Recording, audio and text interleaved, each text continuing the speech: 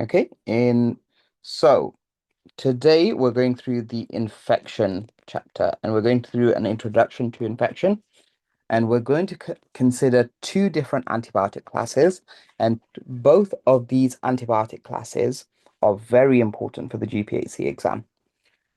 So first question, the infection chapter. Is it high, medium, or low weighted for the GPhC exam? High. Uber high. What does high mean when we are talking about the GPhC exam? What percentage of the exam um, makes up high weighting topics? A lot. So 60 to 70% of the exam. Just to give you some perspective and some recent data for the June exam, um, for I should just head over to the website. So I'll put the link in the chat. So head over to the website where it says GPhC exam revision platform, and there's a free plan. So sign up to the free plan. For the June exam, does anyone know what proportion of the exam was high weighting?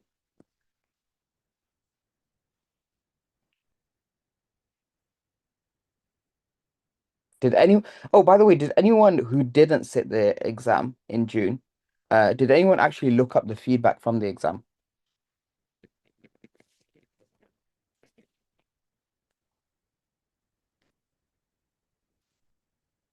I'm guessing a lot of people, a lot of no's. It's very good. It's just it's very interesting to see what they say and how they've structured the exam. So 68% of the exam was high weighting material. There is low weighting material as well. Low weighting material makes up to 10% of the exam. For this June sitting in this year, 5.8% of the exam was low weighting material. One of the common mistakes trainee pharmacists make is they spend a lot of time on low weighting material. And as a result of spending a lot of time on low weighting material, they neglect high weighting material. And if the high weighting material is making up 68% of the exam and the low weighting is making up 5.8% of the exam, you can imagine the drastic impact that can have on their exam results. So yes, the infection chapter is a high weighting therapeutic area. So if anyone's not attended a session by me before, I'll give you a brief introduction of who I am, what I do. So I currently work as an ordinary senior lecturer in pharmacy practice at De Montfort University. I used to work as a senior lecturer in pharmacy practice, so I wasn't honorary. But I did that for approximately 4 years, but it got uh, quite intense working in practice, running MicroPharm, and also being a lecturer. So I currently work essentially as and when they need me. I work as I've work as an advanced specialist pharmacist in secondary care. If you follow me on social media a lot, you will know that I've stepped away from my role in that capacity, but I work as a bank pharmacist. So again, as and when they need me, that's mainly to dedicate most of my time to MicroPharm. I work as a visiting lecturer for the postgraduate clinical pharmacy diploma. So that's mainly, I would say, not mainly hospital pharmacists, but anyone who decides to do a clinical pharmacy diploma after they've become a pharmacist, they they have different modules, and I oversee the antimicrobial resistance module and the marking associated with that. I'm the director of MicroPharm and MicroPharm Club. MicroPharm Club is a new initiative for pharmacy students. I've delivered training sessions to over 5,500 trainee pharmacists so far. You can see testimonials from those trainee pharmacists that passed the June assessment this year. We have a 98% pass rate, and that was last year and this year as well. So we're very confident in what we offer. I'm the national lead for trainee pharmacists for MORPH training. We will have some updates with regards to the syllabus associated with MORPH training. They're a primary care training provider. Why do I tell you to join MicroPharm Pro Plus? A few important points. We'll spend a couple of minutes on this and then we'll get started with content. We cover all your therapeutic areas. So we cover all clinical therapeutic areas. You cover calculations. We cover over-the-counter medications. We cover law. We have your notes written out for you, so you don't have to write any notes. So we have 18 comprehensive digital study guides. We have over 1,000 practice questions. We have a team of 20 clinical educators that are highly experienced pharmacists. So if you're being taught, for example, if you're pharmacy law, for example, you're being taught by Zara. Zara works as a lecturer at Montfort University and also oversees pharmacy law. If you're looking at CNS, for example, you're being taught by a highly experienced mental health pharmacist working in hospital. So we have experts in different areas that are teaching those specific areas. And that's the thing that really makes us different to any other platform that's out there. As far as I know, no other platform has a team of 20 people. We have exclusive webinars and live revision sessions as well. We've got two more coming up this month, which you can sign up to using the links that I've put in the chat.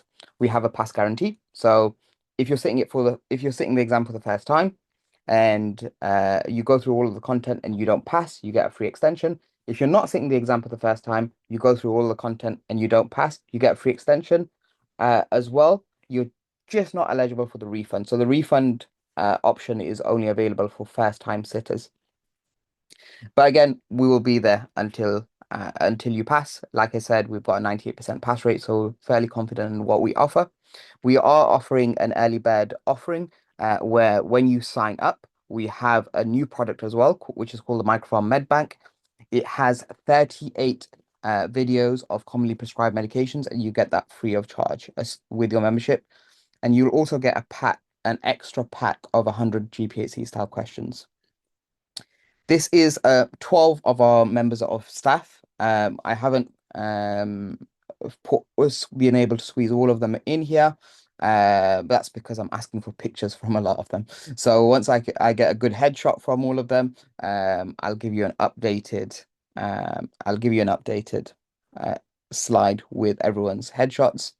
But mo like all of our team, highly experienced pharmacists. We have one medic that also teaches, but he's so good at teaching that I gave him the breakdown of the GPhC exam, and he was like, "I'm more than happy to contribute."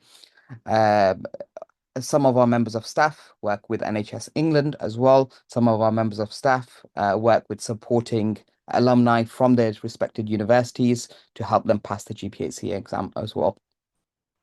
A lot of the members of staff here as well also work with NHS England to deliver training for trainee pharmacists. So particularly if you're in the Midlands region, you're probably going to be taught by a lot of our teaching staff during your training year. Okay, so let's go through infection. So the infection chapter, like I said to you, is high weighting. We're going to cover a few things. So we're going to go through an introduction to infection to tell you what's important. And then we are going to go through two very important chapters when it comes to infection. So two important antibiotic classes, sorry, when it comes to infection. So we're going to cover glycopeptides and we're going to cover aminoglycosides. Why are these two very important? What what do you also have to consider with these two antibiotic classes generally? Yes, therapeutic drug monitoring. So they generally require therapeutic drug monitoring and they have a narrow therapeutic index. So they have all that means is we need the levels to be fairly perfect for things to work well. If you give too much of the medication, it can be toxic. If you give too little of the medication, it won't work. That's all that's important. The therapeutic drug monitoring aspect is very important because the toxicity associated with it is much more severe than other antibiotic classes. So there can be some severe consequences if you give too much of it. Does anyone know off the top of their head what s- some consequences as a result of giving too much?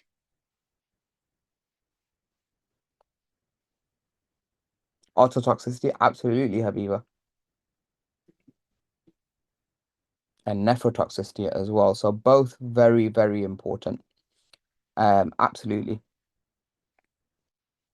So let's start with some questions. Let's use the poll function. How confident are you in understanding the mechanism of action of common antibiotics, such as beta-lactams or macrolides?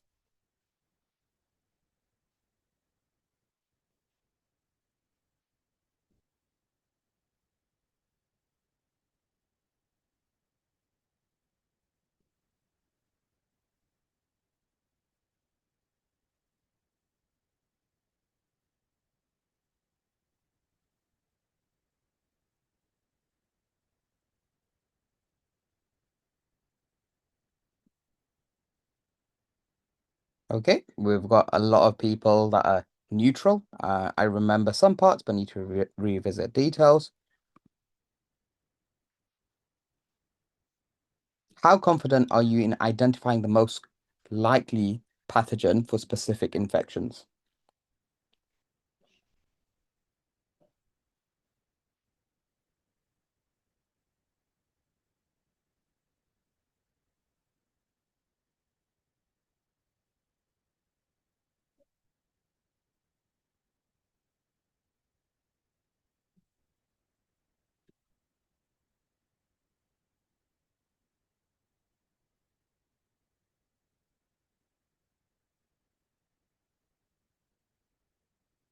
Okay, let's share the responses here.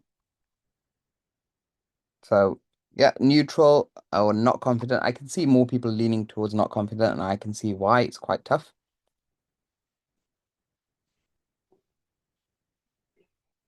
How confident are you in understanding antibiotic resistance and its implications for clinical practice?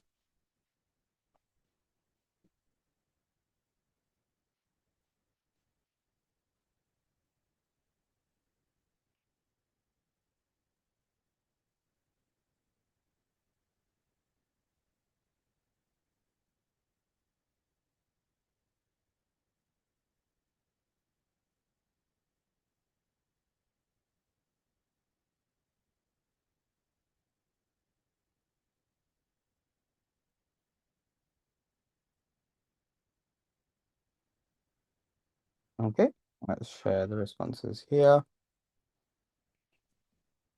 People are a bit more confident when it comes to understanding antibiotic resistance and its implications. And finally, how confident are you in advising patients about antibiotic use?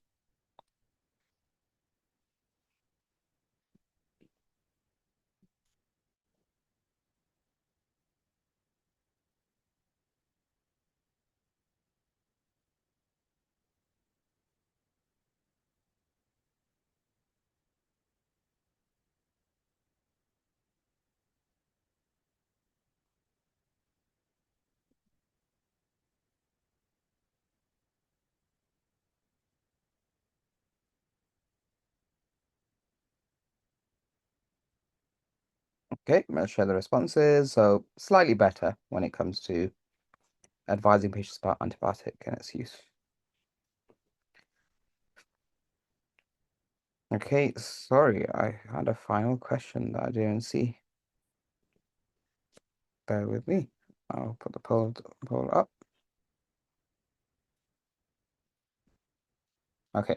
So which of the following bacteria is referred to as a superbug due to its resistance to many antibiotics?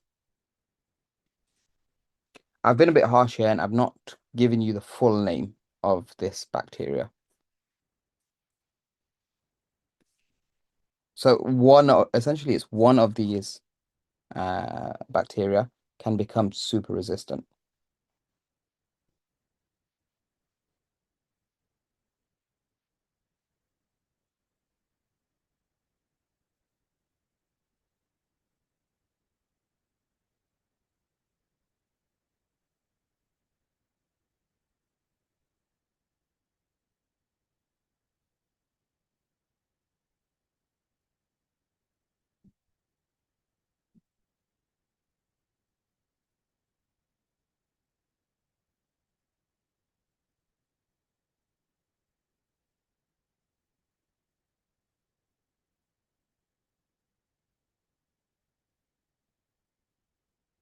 Okay, so the correct answer for this was Staphylococcus aureus.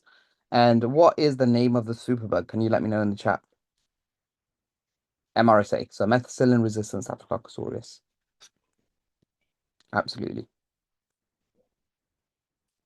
I can't remember putting this many questions in. What does the term bacteriostatic mean? But they're good questions. These are more of your clinical questions.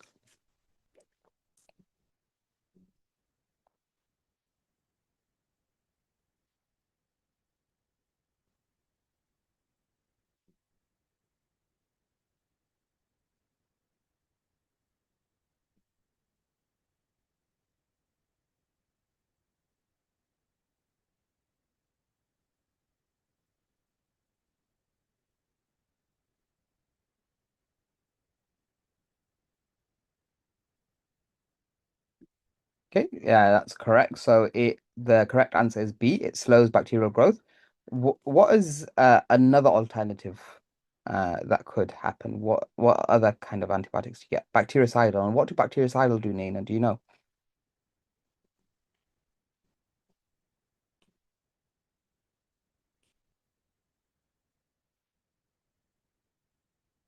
Absolutely, they can kill the bacteria. So there's two different options. One, that just outright kill the bacteria themselves. Two, like bacteriostatic, they slow bacterial growth and they inhibit the growth and they wait for the immune system to do the work. So really, they need a good, well-functioning immune system for this. In some, generally, it doesn't really make a difference which antibiotic option you go for as long as it's very well active against the bacteria that can cause the infection. But if you've got someone that's severely immunosuppressed, this is where you might want to reconsider.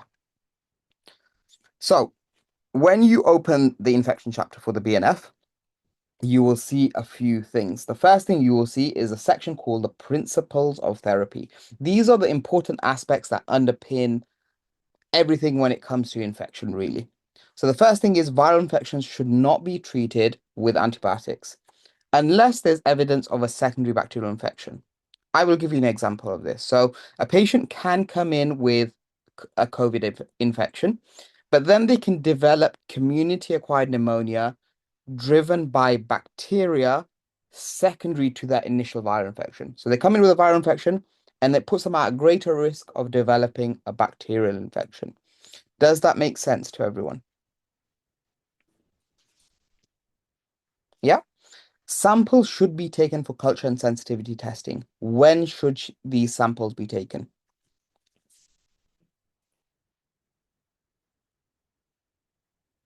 Before giving the antibiotics. Why is that super, super important?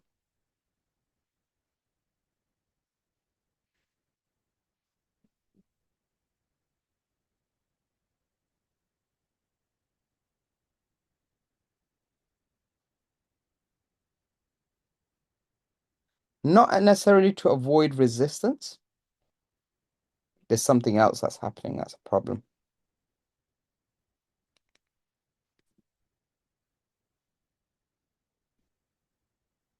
Exactly. So someone put to find the causative organism.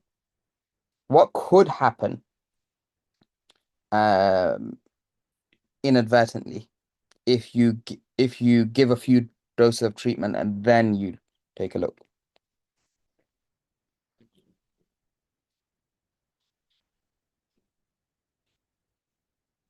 Yes. Can someone tell me a bit more detail? Not necessarily, not necessarily. This isn't the main worry. I'll tell you what the main worry is. Particularly if you're giving a broad spectrum antibiotic, you're going to kill the bacteria that's causing the infection, and then you test for it.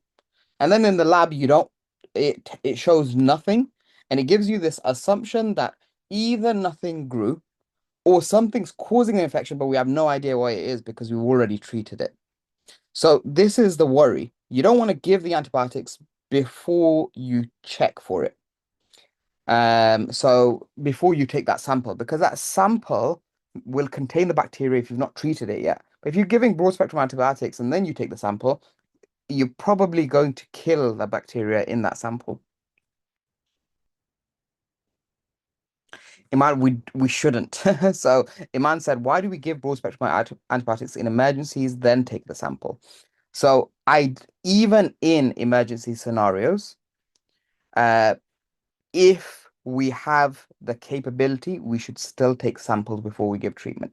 That's even with sepsis management as well. So even in sepsis management, it's very clear, take samples, even blood cultures, for example, before you start treatment for so it depends on if you know the source of the infection. So I'm gonna get a bit technical here, but let's say, for example, we don't know the source of infection. So there's nothing telling us that the infection is coming from a certain area.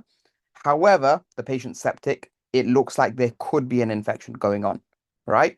In those circumstances, what do we do when we test? Again, I'm getting a bit technical here. If you get asked this as an exam, I would be surprised. You should, this is not for the purpose of the exam, just for understanding context.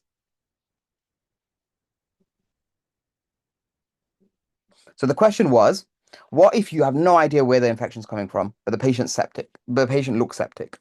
Should we take cultures still? And what type of cultures would these clinicians normally take?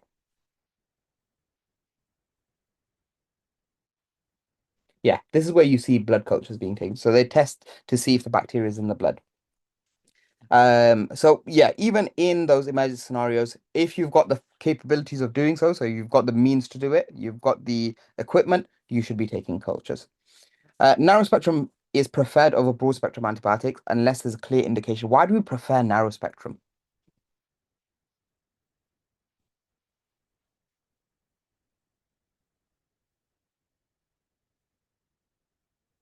Yeah, it targets the specific organism and then it prevents. There's a few other, yeah. So there's a few other implications of giving. If you're giving antibiotics that are too broad, you could it could lead to resistance.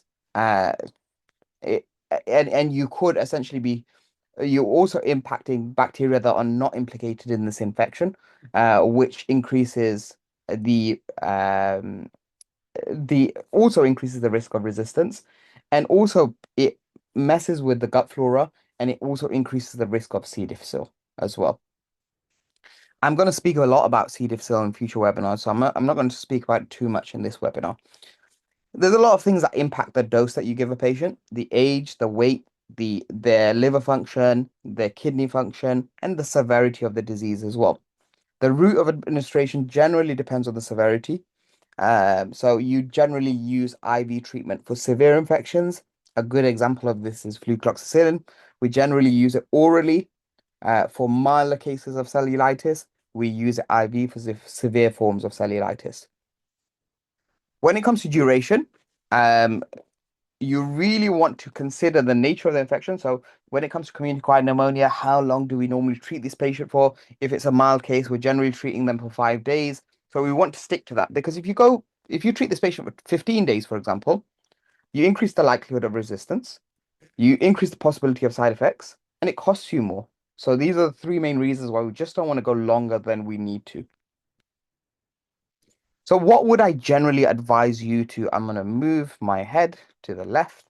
What would I generally advise you to study for the exam? So study the commonly prescribed antibiotics, including their spectrum of activity. We'll go through this during MicroPharm sessions as well, and I go through it in the membership as well. Have a good understanding of indications and where they're being used for, their contraindications, and any specific MHRA warnings around them, and side effects as well. I also want you to review NICE guidelines, understand national and local protocols. When it comes to the GPhC exam, know your national protocols, like your NICE guidelines, very well. I think it's a bit of a stretch for them to say, in Nottingham, for example, what would they use for?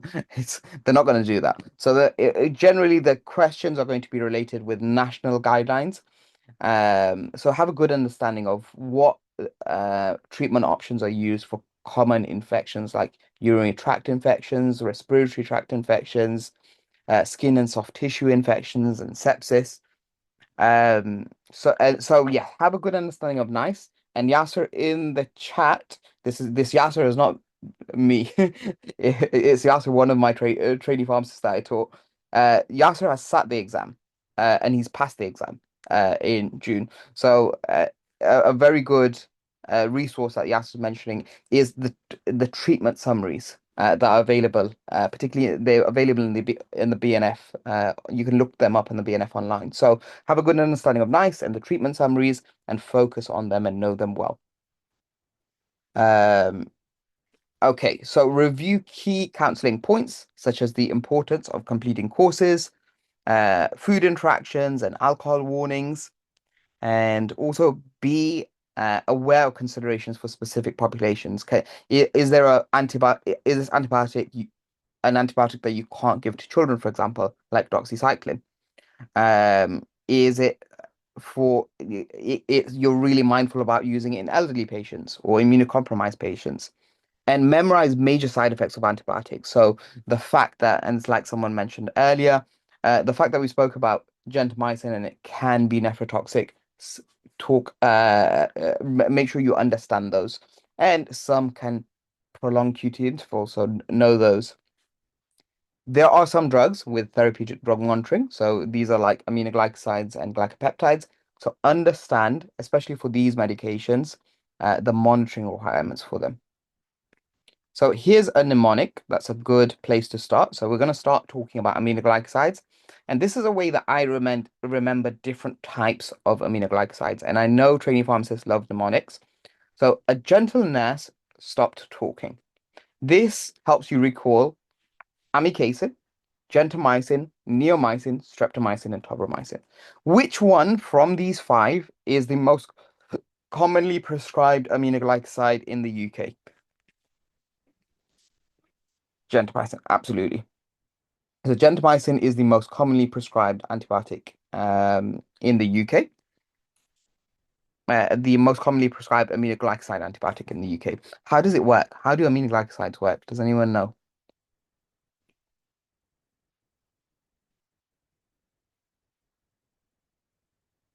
Yes, so they actually impact protein synthesis. So the bactericidal, they bind to ribosomes and they inhibit protein synthesis. They're mainly effective against gram-negative bacteria. This is one thing that I think is really important when it comes to teaching and when we teach as MicroPharm. And I want you to understand the context and the reasoning behind different things. So most of its activity works against gram-negative bacteria. It can work against one gram-positive bacteria, and that's Staphylococcus aureus. The main reason for that, it needs this transport system that's found on the surface of the bacteria to make its way in. That transport system is found on gram-negative bacteria, this oxygen-dependent transport system, and it's found on Staphylococcus aureus only. So that's why it doesn't have any activity. If you remember, the ribosome is within the cell wall, for a cell wall, as you'd remember. It needs to make its way into the bacteria in order to reach the ribosomes. If it can't make its way into the cell and it can't reach the ribosomes, it can't have an effect. So it needs to get through this transport system. It's only found on Staphylococcus aureus, and therefore most of its activity is against gram-negative bacteria, and the only gram-positive organism that it's active against is Staphylococcus aureus. When would you see aminoglycosides being used?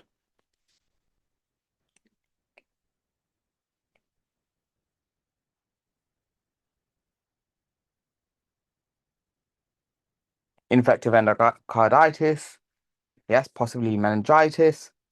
So I'll just mention a few: infective endocarditis, there are more: septicemia, meningitis, pneumonia. In particular, it's mainly used for hospital-acquired pneumonia, because it's gram-negative organisms that are the problem in hospital-acquired pneumonia generally. And one of the most problematic ones is Pseudomonas aeruginosa. What are some of the side effects?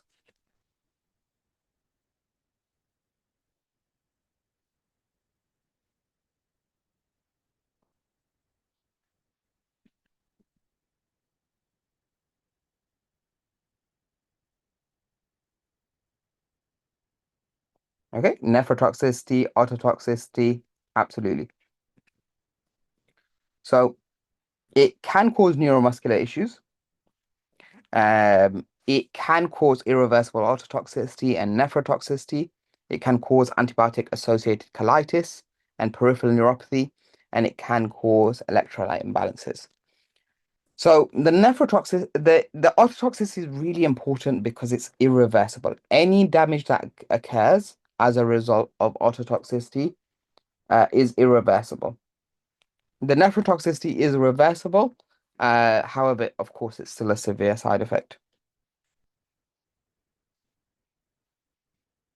Okay, so important notes. So it's not absorbed very well in the gut, and that's why it's given IV for systemic infections. When it comes to neomycin, neomycin can be used orally for bowel sterilization. The reason why is that so useful, the neomycin? Why is it given orally for bowel sterilization?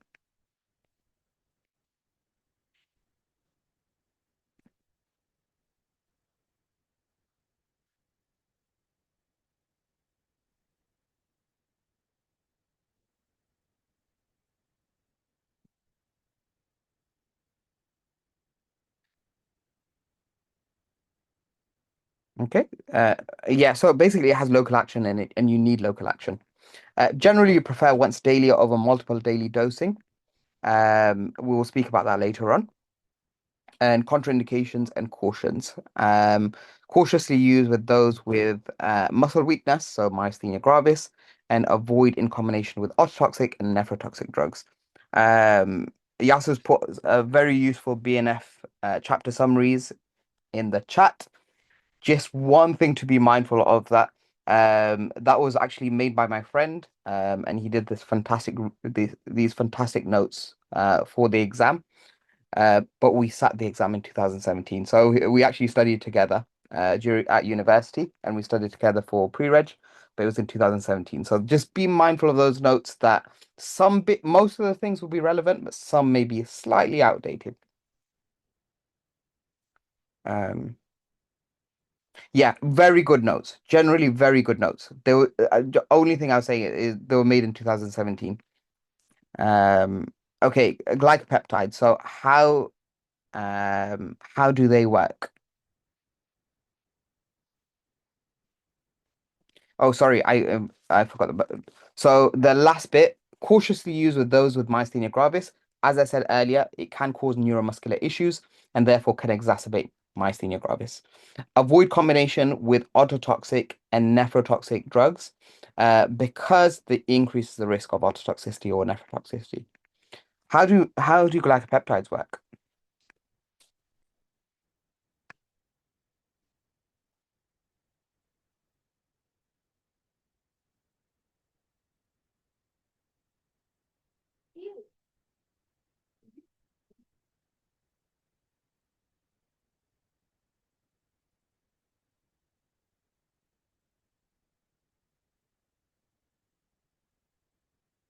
Okay, so they're bactericidal as well. They inhibit cell wall synthesis, and they're only active against gram-positive bacteria. So that's one thing to be mindful of. Where do you see them being used?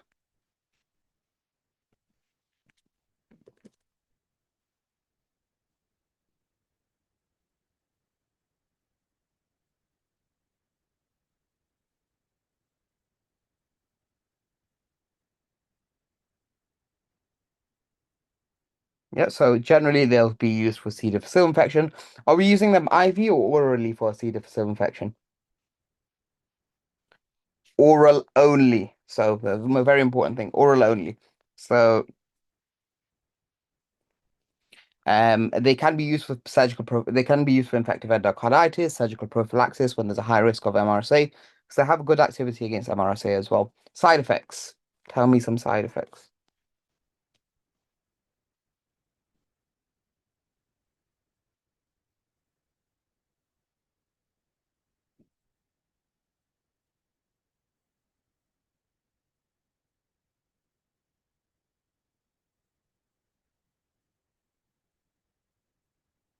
Okay, red man syndrome, yeah. So Nephrotoxicity and ototoxicity can cause blood disorders as well. So it can cause thrombocytopenia. So this is a reduction of platelet count. I have seen this happen in practice. So it can cause it can drastically reduce platelet counts. It can lead to rashes, and in particular, Stevens-Johnson syndrome in very severe cases, or flushing of the entire upper body, which is also known as Redman syndrome or vancomycin flushing syndrome. Why does Redman syndrome or vancomycin flushing syndrome occur?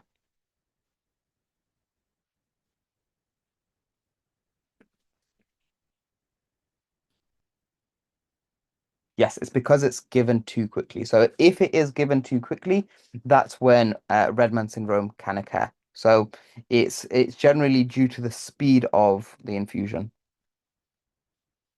Drug interactions, what do you think we're going to be worried about?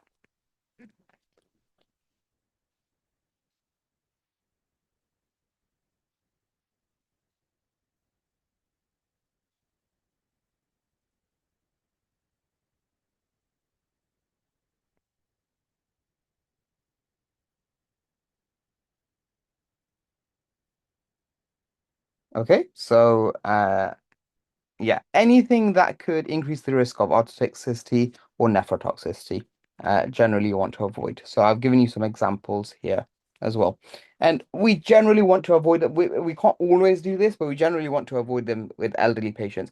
Why do we generally want to avoid aminoglycosides and glycopeptides with elderly patients? Again, in most cases, we don't have any other options, so we have to still treat them. But why do you think?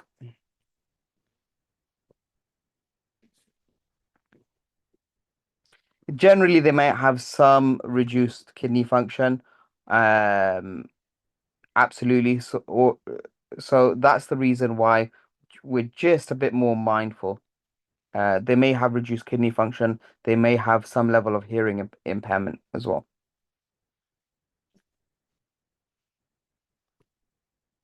Okay, so this is a mnemonic that's helpful to remember when it comes to considerations of glycopeptides, and that's old ears avoid toxic combo. So old, you generally want to avoid it with elderly patients. Ears can cause caution patients with auditory issues because it can be ototoxic, and toxic combos. You want to prevent combining it with other medications that can increase the risk of ototoxicity, like furosemide, or combining it with other medications that can increase the risk of nephrotoxicity.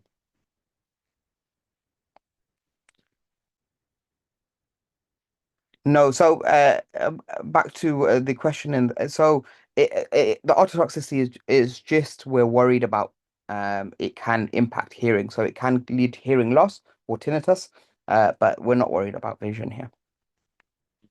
Okay, let's do some questions to finish off with. A 65-year-old patient is admitted with sepsis secondary to a urinary tract infection caused by Pseudomonas. The medical team want to initiate an aminoglycoside. How do they work?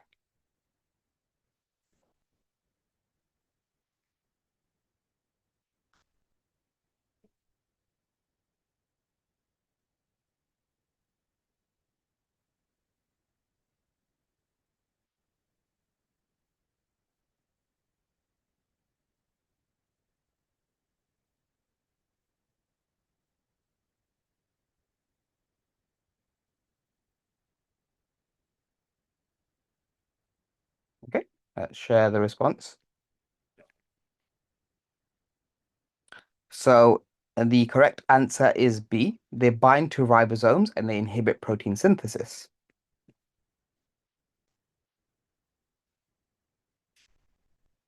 A 70-year-old woman with chronic kidney disease is prescribed gentamicin for a severe gram-negative infection. The prescriber plans for once daily dosing instead of multiple days daily dosing. What's the main reason for this?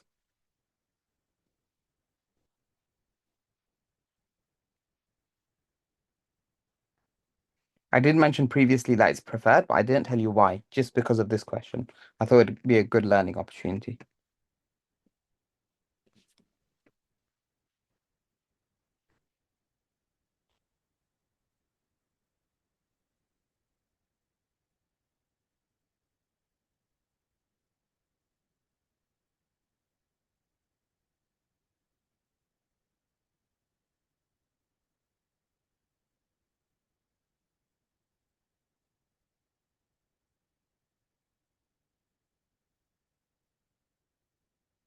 Okay, let's share the responses now. Correct answer is it lowers the risk of nephrotoxicity and ototoxicity.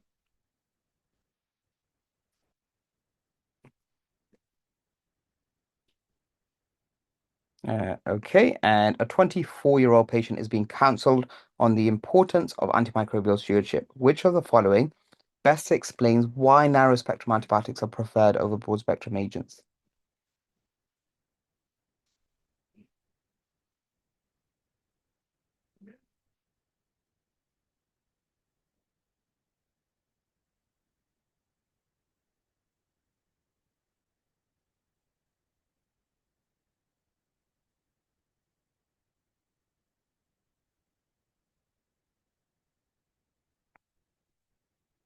Yeah, absolutely. As many of you said, all of you who voted said, narrow spectrum antibiotics minimize disruption of gut flora and reduce resistance development. And final question for today, which antibiotic is a glycopeptide and is used to treat MRSA infections?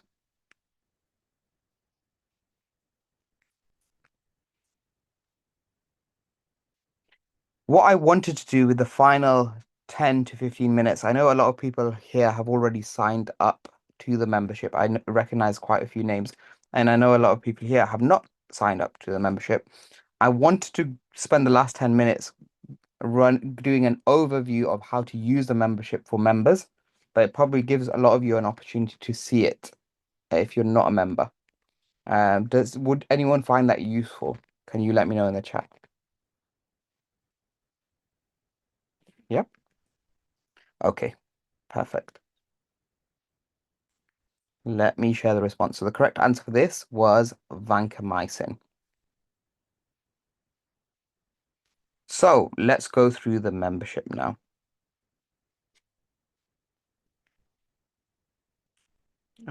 Let me also